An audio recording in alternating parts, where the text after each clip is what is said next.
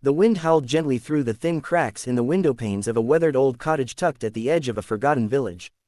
The fire in the hearth had long turned to embers, and in the dim corner of the room sat a woman with snow-white hair and quiet, watchful eyes. Her name was Afsana, and she had been waiting.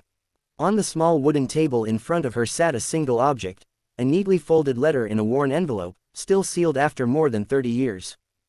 She touched it like it was made of glass. "My dearest Aries," it began. She never needed to read beyond the first line. She had memorized every word she had written decades ago but had never dared to send it. It remained a relic of emotion, a time capsule of her deepest sorrow and her deepest love.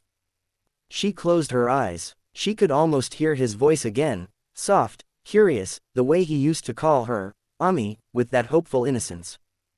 But that voice had not echoed in this house for over 3 decades. Afsana had once lived a vibrant life, a nurse by profession, a daughter to a village elder, and later, a devoted wife to Fayaz, a gentle man who had died far too young, leaving her alone with their only son, Aries, when he was just 6. They had little, but they had each other. Afsana had raised Aries with both hands full and heart overflowing. She worked the night shift at the town hospital, then came home to cook, bathe him, help with schoolwork, and still found time to laugh with him over silly stories. Aries was her everything, her child, her friend, her reason to live. But as Aries grew older, life grew complicated. He was bright, full of music, wild dreams, and questions. By the time he was 16, he had begun writing songs, playing guitar, and recording tapes with his friends.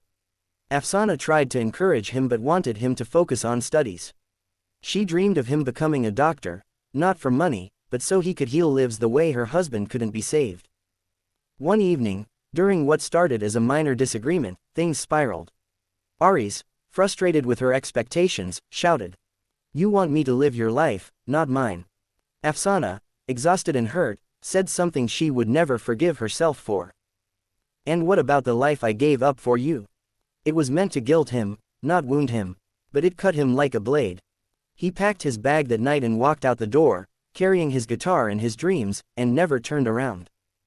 She never heard from him again. A week later, she wrote the letter.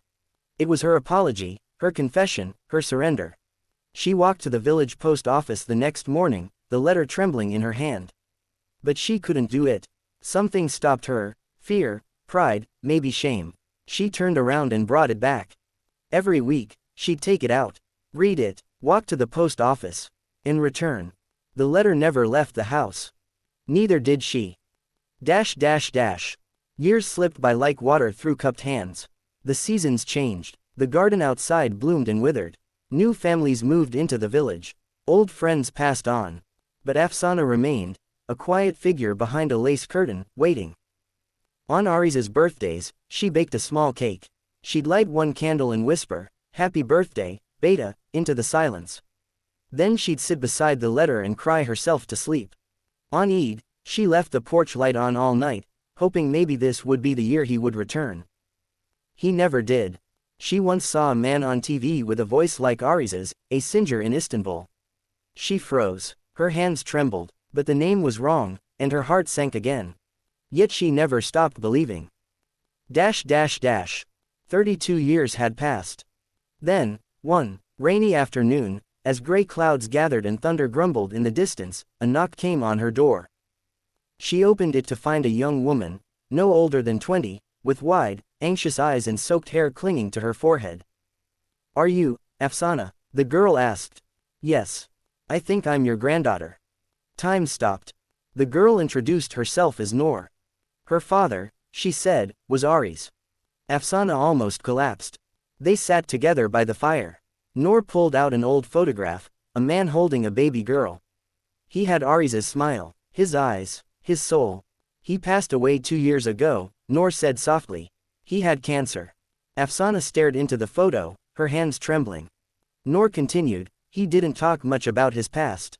But one night, near the end, he whispered, 'I wonder if Ami would still love me.'" Afsana broke into sobs. She pulled the letter from the box and handed it to Noor. She didn't speak. Noor read it aloud. Every word shook the walls. "I'm sorry for choosing pride over love. I never stopped loving you. Please forgive me, my son. Come home. I'll wait. They held each other and wept. That night changed everything.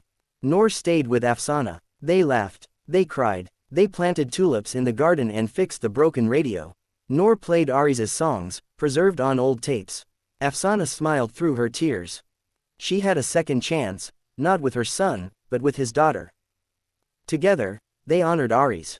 Noor created a memory wall. Photos of his childhood, his guitar, his music cassettes, even school certificates. They returned to the post office. This time, they mailed the letter, not to a real address, but to heaven.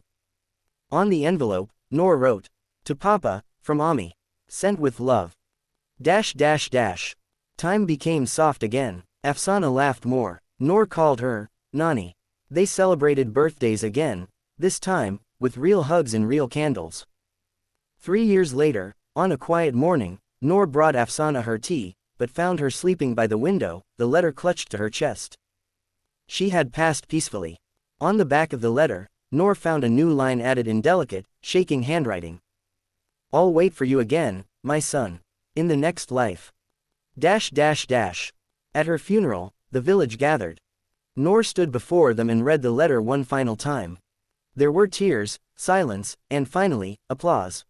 Not for her, but for Afsana, for a woman who waited with the most powerful weapon of all, love. Noor turned the story into a book, into a video, into the very one you're watching now. Because this wasn't just Afsana's story. It's every story. Of a mother. Of a son. Of the letter that was never sent, but always felt.